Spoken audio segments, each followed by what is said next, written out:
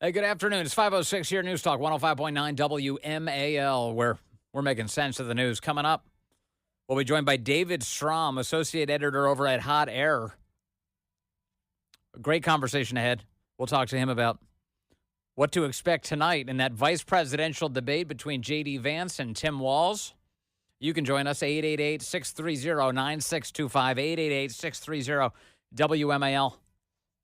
And as a reminder, you can listen to that entire debate starting at 9 p.m. right here on WMAL. President Biden has had a message for Iran, and he's repeated it a bunch. I wonder, what is your message to Hezbollah and its backer, Iran? Don't come across the border. Don't escalate this war. That's right. Don't is the message that he was spreading. Kamala Harris has, of course, repeated that. Don't. As President Biden said, just don't. Exactly. One word. Pretty straightforward. Well, yet again today, Iran did, as they fired some 200 or so ballistic missiles into Israel, most of which were intercepted by the missile interception defense systems there, some of which did make an impact with the ground. Israel's reporting today that there were no casualties from those strikes, at least among Israelis. For more on this, I want to bring in Gabriel Noronha. He's the executive director of Polaris National Security and a former State Department advisor on Iran. Gabriel, good to have you back with us, sir. Thank you. Thanks. Always a pleasure. Would you just describe what this was today as you understand it? So what we saw was Iran launch about 180 ballistic missiles. These are long-range warheads with about 500 to 1,000 kilogram payloads, intending to hit a combination of Israeli civilian and military targets. And what we saw was the vast majority of these were shot down by Israeli air defense. Some were shot down by U.S. missile defense, largely from our naval presence out in the Middle East. But a few hit their targets. We have reports of one dead Palestinian. There's been a lot of videos of massive impact craters in the middle of Israeli cities, but miraculously, no Israelis appear to have been killed by these attacks. Yes. What we're hearing is that there's likely going to be an Israeli attack either overnight or perhaps tomorrow in response here. So I want to talk about the precedent for this because generally when we talk about, there's more chaos in the Middle East, there's a lot of noise, I think, in the American mind about this. But normally, as I understand it, the way Iran usually conducts attacks against Israel is through its proxies, using Hezbollah, using Hamas. But what this year has produced is Iran trying to conduct these direct strikes on Israel by the Iranian military. This is now the second big barrage of missiles, right? So yes, you're correct. This is somewhat of a first. Back in April, they announced this new policy where they were going to strike from inside Iran to try to sort of show that they were more in charge. That first strike did not go as planned. Nothing hit their target. A bunch of them failed in the middle of the air. And I think they were trying with this round to be a little bit stronger and to actually get some more hits. Again, we'll see the damage assessment in the morning if there's actually been more casualties, but it looks like somewhat of a tactical failure. But that's from the Iranian perspective. If you're an Israeli, every single Israeli just had to hide in a bomb shelter for 1 to 2 hours while these massive warheads are slamming down. I had a friend in Israel say that the whole city was shaking in Tel Aviv just a couple hours ago. And so from the Israeli perspective, this is something that is a mass provocation attacking a sovereign country airspace, and they feel that they need to respond, if only for deterrence, but also to weaken the regime and probably hit some critical centers in the coming days. I think targets that they're going to look at is going to be their oil infrastructure, their refineries.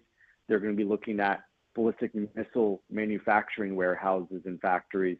They're going to be looking at, ultimately, the nuclear program up for consideration. That's the question. What is the likeliness that Israel begins striking nuclear targets specifically? Because that really is the center of the debate, Iran's pursuit of nuclear weapons and the ability to deliver them. Israel, of course, wants to foreclose on that. They want to stop that from happening. and now this may be the invitation that they need to begin striking those targets. Is that right? So it's certainly the invitation. Israel now has sort of the legal term cause belli. They've been attacked, so they have sort of legal recourse to go and do this. The question is whether they want to bite off this much right now. They've just started a invasion of southern Lebanon to get rid of Hezbollah. And so if they're opening up another front with a sort of full-forged war with Iran, the question is that too much for the Israeli security system to handle? And does it want to push that decision off, a little bit further? So when I talk to Israelis, they say this is inevitable, that they have to confront that Iranian nuclear program. Right. I just don't know whether that's this week. So quite clearly, Israel looks like it's trying to wipe out at least the leadership class of both Hezbollah and Hamas. They've been very aggressively in this past few weeks knocking off any number of their enemies in some cases, very tactically novel ways, including the explosion of those pagers and walkie-talkies. We've seen bombings at VIP guest houses. Israel is showing a lot of appetite to try and finish off a lot of their enemies right now. They are, and I think if you're an Iranian official right now, you are afraid, you are paranoid, you are trying to find moles everywhere. You are checking every single last piece of equipment to see if it's either bugged or a bomb. And then for Iran, they've just lost their big insurance policy, which is Hezbollah. Hezbollah was supposed to protect them in the event of an attack on their nuclear program. That's basically been eviscerated. And so I think the Iranians are in a really insecure position right now. My one worry is whether this leads the regime to say, hey, you know what would make us a little less insecure? A nuclear bomb. Yeah, that's I guess that's what everybody's waiting for and is nervous about. To what extent does this escalate to a nuclear conflict? Obviously, what is our understanding of Iran's nuclear capability at this moment? So they are about a week away from having enough enriched material for a nuclear weapon, and they could get about 9 bombs worth in a month. But the part where they're a little further behind is on their weaponization process, the ability to make that uranium into a device that can actually explode. And then ultimately, they would probably want to put that on a ballistic missile, which can then hit Tel Aviv. But again, what we've just seen is they haven't had a great ability to actually hit their targets. So this is sort of the hard part. The suspicion is that they're probably a few months away on that weaponization front. And that, I think, is the real red line for Israel, where they say, once you get too close on the weaponization side, it's over. We're taking this out. Okay, let me back things up for a moment and just talk, Gabriel Noronha, about how we got here. What role did the Biden administration play in laying the groundwork for this chaos? Well, one thing that comes to mind from my end, is, from personal experience, is how the Biden administration lifted UN sanctions on Iran's missile program. So these missile restrictions had been in place since 2007 or 2009. Obama let them expire in 2023 under his Iran deal. President Trump, and I actually helped execute this, blocked that from happening. So we made those missile restrictions permanent again. And what President Biden did right when he came back into office is he said, we're going to give a little concession to Iran so they come back to the negotiating table. We're going to let these sanctions expire in 2023 again as a gift so that they come back to diplomacy. Obviously, that didn't work. And so we've had Iran able legally to buy and sell its missiles and technology to Russia and China and others. And then we've seen the administration go soft on sanctions, letting the regime get about $100 billion worth of oil revenue it wouldn't have normally.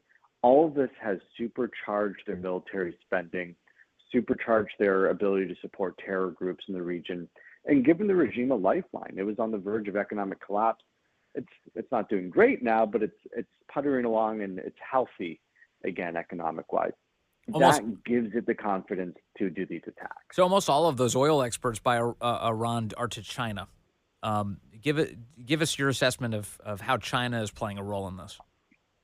So about 1.5 million barrels of oil per day Iran is shipping to China. China likes that as a lifeline to help give the regime, but more importantly, it's just doing it to annoy the United States and Israel. Iran is only their sixth largest oil source for China. And so it's more symbolic than anything of saying we can and we will do this to hurt the U.S. interests. One thing is that the Biden administration hasn't really enforced any of those sanctions against China. They keep saying they want to prevent escalation with China. They want to maintain open lines of communication with China. And so they don't really want to penalize them for this massive terror funding pipeline that China has supported. President Trump has said that he's interested in sanctions on China as a response if they continue doing this oil trade. Yeah. We'll see what that happens. Let me play for you the White House press briefing today. Karine Jean-Pierre asserted the following. And so Iran, obviously we saw what happened today. They've also have an active plot to assassinate one of the candidates in the U.S. election, which could be seen as a direct election interference. Is there any talk of consequences for Iran in terms of limiting their revenue, going after their oil exports? So look, you heard Jake speak to this on what there will be consequences. You heard Jake say this. This is an ongoing situation. He had to get back to his desk to make sure that he continues to monitor what's occurring, having conversations with... that means watch TV. ...with his counterparts as well in Israel. But this administration has not lifted a single sanction on Iran. We cannot forget that. Rather, we continue to increase pressure. That's what we have seen. All right, so Karine Jean-Pierre today said, quote, this administration has not lifted a single sanction on Iran, Gabriel.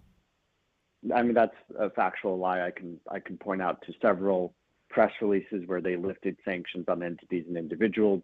They lifted the UN sanctions right out the gate. It's a blatant lie, and she expects the reporters in that room to not know the facts, and unfortunately, most of them don't know the facts.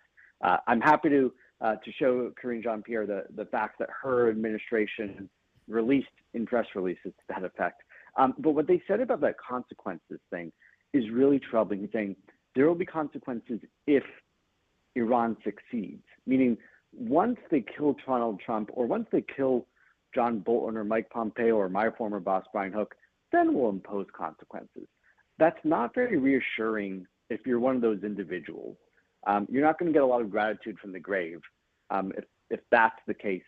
And the results speak for themselves. Iran has spent the last 4 years now trying to kill these individuals with no actual consequences from the Biden administration. I think that's there are a lot of strong words I would use to describe that I can't use on this program. So this morning, Gabriel Noronha, before Iran began firing these ballistic missiles into Israel, the Biden administration began telegraphing that they expected them. They said this morning, we are expecting these ballistic missiles now. That's what their intelligence was telling them. And they began warning of, quote, severe consequences. That was their phrase for Iran if those missiles began flying. Do you have any sense of what that even means? What does that mean from the Biden administration, severe consequences? Well, when we've seen them use language like that before, it's often been very disappointing. They promised severe consequences for Russia and their economy if they invaded Ukraine. Russia's economy is a lot stronger today than it was in February 2022. That was after their supposedly severe consequences. And so I think the issue here is what Jake Sullivan and Joe Biden think of as severe consequences is not really that severe. Mm-hmm. I think when the Israelis say severe consequences, that's a much stronger threat from my perspective. The issue here is I don't think the Iranians hear words like that, and I don't think they really think much of them because it's been 3.5 years of this track record of pretty empty threats. Yeah. This is the compounding problem of this administration is credibility is an avalanche. If you lose it one place, you've really lost it in every other theater. So Afghanistan, Russia, China, it all works together like this situation. Yeah. We can see that for sure in real life right now. But don't worry, they're monitoring it. Jake Sullivan's watching everything on television as we speak. Gabriel Noronha, thank you very much from Polaris National Security. Good to talk to you today, sir. The destruction of Hurricane Helene is just incredible. Hundreds dead, so many missing.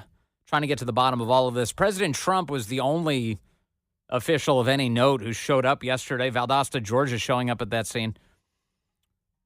Came with truckloads of goods. I want to thank everybody And we came down with truckloads of things, and we're going to have that done by Franklin's incredible organization. They've done such a good job. We've done this before, but we have a lot of truckloads of different items, from oil to water. Those are essential. The crowd there in Valdosta was happy to have him.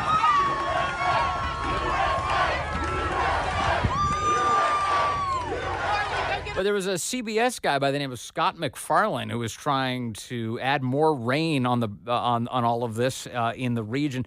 He was trying to attack Trump. He went around looking for locals to see if they would criticize him for being there, and he couldn't find any. So he tried to settle on a position here. Let me show you around this area. This business has just a whole sea of bricks and debris outside of it. You can get a good look here. They may have cleared that little space where you see an empty circle. That's where Trump spoke today. They put up a podium and a loudspeaker system. All these tractor trailers you see behind me, these were used to help secure the event by Secret Service to help protect the former president as he spoke in the open air in public. We spoke to a number of the folks who live here about this visit, this campaign visit. He's sneering even at as him. Police are trying to help this community respond. They had to help build quite a perimeter here. It took manpower, it took time, it took first responders to help secure this space. And he brought relief supplies. A frustration or an acceptance of that in town. It's more of an ambivalence. We went downtown.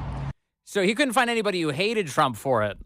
So he just said people were ambivalent. He was running around trying to talk to people, and people were a little bit indifferent, meaning they didn't want to get sucked into the stupid game that the CBS reporter was trying to play. They've got their lives to pull together, and he's trying to score points on their suffering.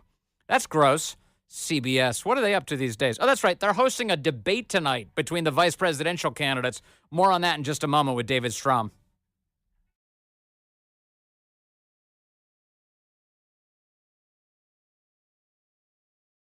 Good afternoon to you. 5:35 now, News Talk 105.9 WMAL, where we're making sense of the news. You can join us today, 888-630-9625, 888-630-WMAL. A big debate tonight between J.D. Vance and Tim Walz set to air at 9 p.m. You can hear it live right here on WMAL. Over on MSNBC, they're playing the expectations game. Here's Claire McCaskill talking about this. Okay, dive in, the debate. What's your advice? I'm just a little worried about the expectations game at this point. I think people, yes, J.D. Vance has said some really, I think, disqualifying things about women and how he views people and their role in life. But he will be articulate, and he will be prepared, and he will be better than Trump was. Don't you love these, by the way? The only time they ever have something nice to say about a Republican is just before they have a debate against them. It was true right ahead of the Trump-Kamala debate. Well, Trump's had so many debates. He's actually pretty good at this. You got to be careful with him. He's really good at this. And I think it's really going to be a challenge for Tim Walz to be able to counter what he is going to bring, at the same time stay really likable and relatable, and then also instill confidence in the American people that he's the better one to be in the wings in case something were to happen to the president. So I just think we need to lower expectations a little bit, because then we can all be pleasantly surprised if I'm wrong, and that Tim Walz just mops the floor with him the same way Kamala Harris mopped the floor with Donald Trump. There she is at the end. That's her hope and expectation. But it's so funny. She's saying outright, she's like, well, he's got to be careful. He's so unlikable. Wink, wink. He's, nobody likes this guy. Yeah. What do you expect tonight? What's going to happen between these two as J.D. Vance stares down the spaz who is Tim Walz? Joining us now to give us his assessment is David Strom, an associate editor over at Hotair. David lives under the tyranny of Tim Walz in Minnesota. Hello, David. Good to have you with us. Always a pleasure, Vince. Tyranny is exactly the right word. They're really going very hard on this Tim Walz as an incompetent boob meme. And, Tim Walz is an incompetent boob, but he has spent the last 20 years lying to people. He was in Congress doing debates. He's done a bunch of debates when he was running for Congress and when he was running for governor. So he's not exactly a neophyte. He's just not as smart as J.D. Vance. He's the kind of guy. He loves seeing himself in the mirror. He loves seeing himself even more on television because this guy, all he did ahead of being tapped by Kamala Harris to be his running mate was appear on TV. So this idea that he's like, oh, I'm going to be so out of my depth. I've never been in front of a camera. I've never talked to anybody before. It's nonsense. He loves being on camera, and he loves these types of exchanges. Well, I like to joke that he flounces around like a gay man at a Taylor Swift concert. And there's a lot of truth to that. But if you sort of dig down a little bit, I mean, it is true that he is kind of a boob, but he's not inexperienced at getting attention and directing it at himself. The problem that he's got is not that he's inexperienced at doing this sort of thing, but that, he's running on the no policy campaign.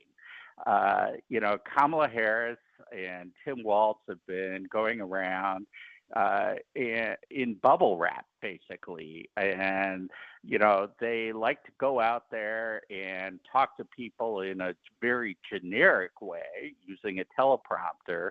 The problem is that J.D. Vance is going to bring a lot of receipts. So Tim Walz will dance around. I think he will do that very competently.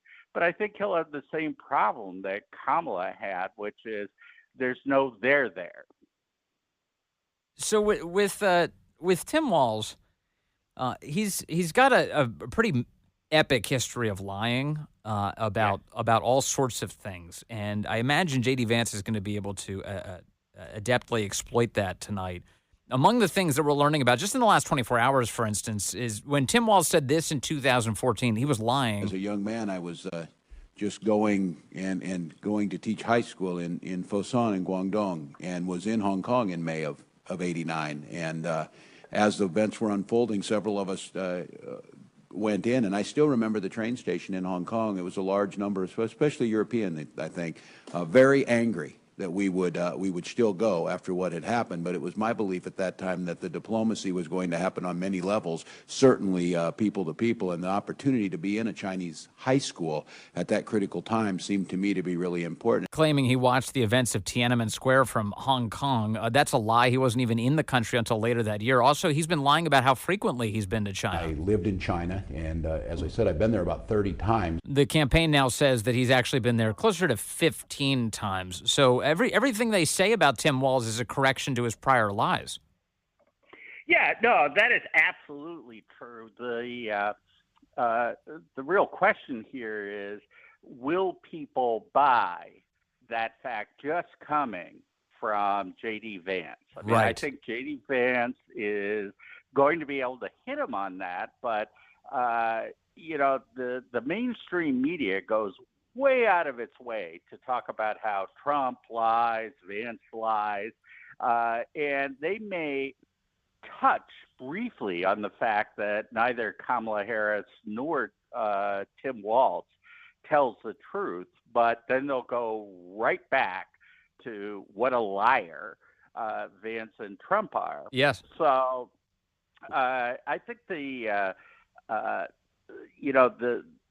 thing that Vance has to do, if he can do it, is get under Tim Walz's skin on these things. It's not going to be fact for fact. I say this, you say that. He's got to find a way to make Tim Walz defend his honor, because Tim Walz is a very sensitive guy on these things. I mean, he's perfectly willing to lie, but he gets red-faced angry when he's called on it. And so that's the place that J.D. Vance, at his best, hopefully can go. Otherwise, it's going to be, one claim versus another. Yes. And even if Vance is right, it will not have the intended effect. So it does strike me that Tim Walz has the most to lose tonight. Now, this is a vice presidential debate, and maybe nobody will ever remember it beyond the events of this evening. It's possible.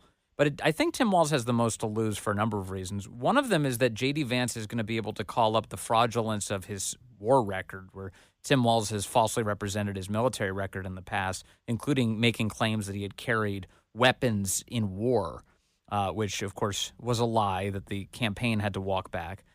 Meanwhile, J.D. Vance was a Marine who actually did serve in a combat zone. And another piece here is that it looks like JD's been practicing for dealing with a lot of the attacks that Tim Walz may raise tonight, including things like attacking J.D. Vance for having gone to an Ivy League school, or attacking J.D. Vance for having once opposed Donald Trump, and of course he now supports him as his running mate. J.D. Vance has had a lot of practice on the stump talking about these issues. He's ready for that tonight, no?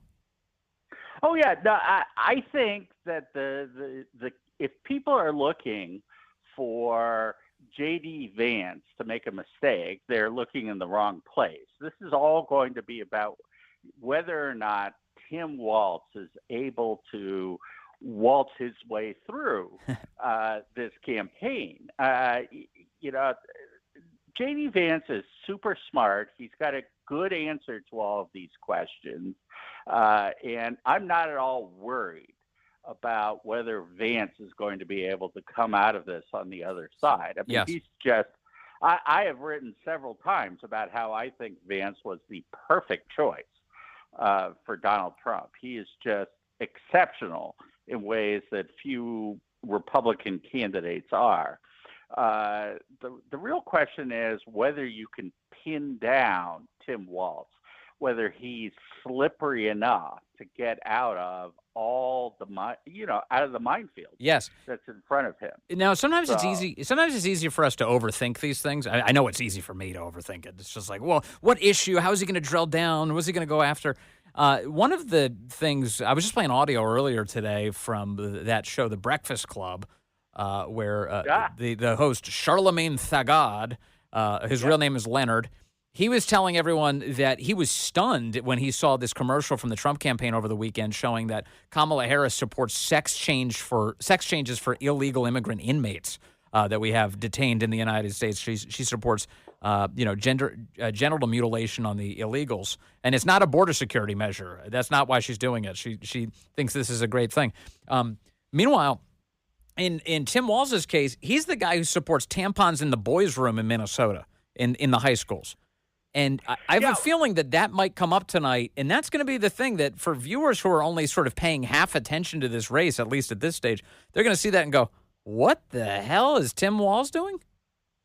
Yeah, well, this is actually, I have long thought that one of the superpowers that Democrats have is that they're so ridiculous and so extreme in their policies that average people, ordinary people, cannot believe how insane their positions are. And Tim Walz is at least as radical as Kamala Harris. And in some ways, he's even more so, because Kamala Harris, it's just because she's had a lobotomy.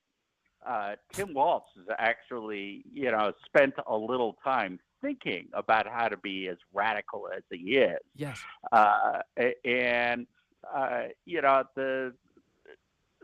The tough thing for someone like J.D. Vance is saying what Tim Walz has said or thought, wrapping it around his neck, because it sounds so absurd. How can anyone possibly believe the sorts of things that Walz and Kamala Harris say? And so a lot of people go, well, you're exaggerating. You must be exaggerating.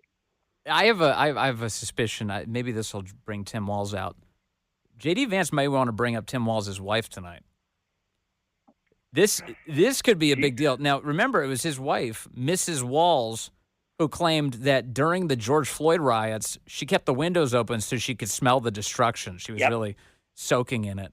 If J.D. Vance brings this up tonight, I don't know about you, but typically if your wife gets attacked and you're on national television even, you may go a little nuts if that happens. This could be the way to draw this guy out.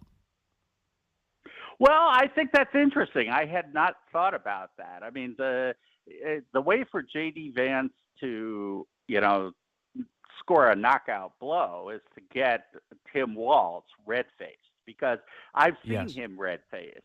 And it's not a pleasant thing to see. I mean, obviously, you're dancing into dangerous territory when you talk about family. On the other hand, both his wife and his daughter were very open about their support for the George Floyd riots. In fact, his daughter, it's funny, I've seen my own tweet a bunch of times, had to leave Twitter about this because she was giving advice to some of the Antifa George Floyd rioters about where they could protest, where they wouldn't have any problem with the police or the National Guard.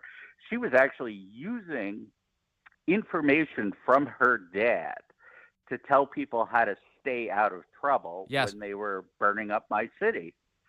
One other thing that I'm thinking of that I don't know if J.D. Vance will be able to do it tonight, but if anyone can, it's him, which is the left likes to claim that the one area that they can run on successfully is abortion, right? They make a big deal out of this, that this is the only, and it's true, in the polls, it's the only area that the left maintains an electoral advantage is on that one issue, abortion. Everything else is going Trump's way. And Trump has mostly neutralized the abortion issue, actually, in the way that he's conducted this campaign. But Tim Walz's record on abortion is among the most radical in the entire country.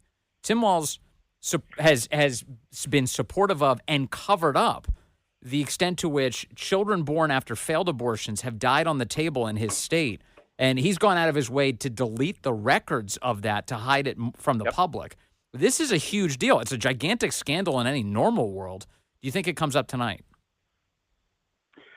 Well, that's an interesting question. I mean, it requires a lot of political savvy and courage on the part of the Trump campaign and J.D. Vance to go there. I mean, in terms of the reality, you're absolutely right. I mean, we're 9th month plus abortion in this state. The fact is that until Tim Walz changed the way that they kept the statistics, we were seeing 8 or 9 post-birth abortions in the state, and he's hiding that. It's very much like the trans sanctuary state issue where, what they're doing is they're talking out of both sides of their mouth. This never happens. And by the way, we're going to spend a lot of taxpayer dollars to make sure that it does. My one concern about that is, can you explain that in 1 minute? And if anyone can, it is, of course, J.D. Vance. But, there's some danger going there, even though it's true. It's true. And it may be a good retort to all of Tim Walz's expected attacks tonight on J.D. Vance as being some sort of enemy to women, which I guarantee is going to be a big feature of Walz's babbling this evening. It's the only thing that they have. And I've written about this a number of times, and, a lot of Republicans, conservatives out there think, well, Trump shouldn't have picked J.D. Vance because he's vulnerable on this issue. But, I mean, for God's sake, we live in a world where they can turn Mitt Romney into a radical Nazi, who wants to put people in slaves, put black people in chains. And so I think that's ridiculous. But in any case, I mean, this is the vulnerability that they see, and they're going to go for it. All right. Always good to talk to David Strom, the man who has had to live under the punishing regime of Tim Walz. Sir, good to talk to you. So many unbelievably good conversations today. I'm so thankful for all of our expert guests. Please check out the Vince Coglianese Show podcast. I beg of you. If you missed anything, it's a great way to get caught up on everything that's going on in the world. So much chaos. Don't you think J.D. Vance should lean into that tonight? Just the way everybody's feeling. Just point out, are you sick of it yet? Are you tired of this? All the wars, all the chaos, the ports closing down, Americans dying due to hurricanes, the government seeming feckless in the face of it? Are you sick of it yet? That big debate you'll be able to hear tonight right here on WMAL, airing at 9 o'clock between J.D. Vance and Tim Walz. The great one, Mark Levin, up next.